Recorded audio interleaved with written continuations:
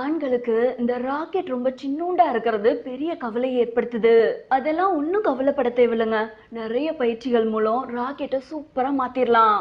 இப்படி சின்னூண்டா இருந்து அதனால டெய்லியும் கவலைப்பட்டுட்டு இருந்தா அது ஆங்கிலத்துல ஸ்மால் ராக்கெட் சிண்ட்ரோம்னு அழைக்கிறாங்க. இது காலப்போக்குல மன தளர்ச்சியா கூட மாறலாம். மருத்துவ தொழில்முறைப்படி ஆண்களுடைய ராக்கெட்டை நல்ல செவ்வாழை பழம் மாதிரி மாத்த முடியும்.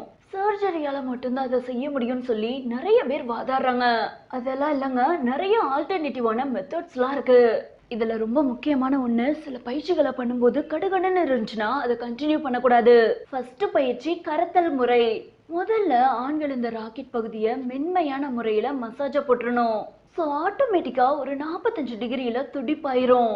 ஒரு டவலை எடுத்து மிதமான சூடுள்ள தண்ணியில முக்கி எடுத்துக்கோங்க. இந்த வெதுவெதுப்பான டவலை ராக்கெட்டை சுத்தி நல்லா கவர் பண்ணிருங்க. இந்த வெதுவெதுப்பான டவல் ராக்கெட்டோட சேரும்போது மூடு அதிகமாயிரும்.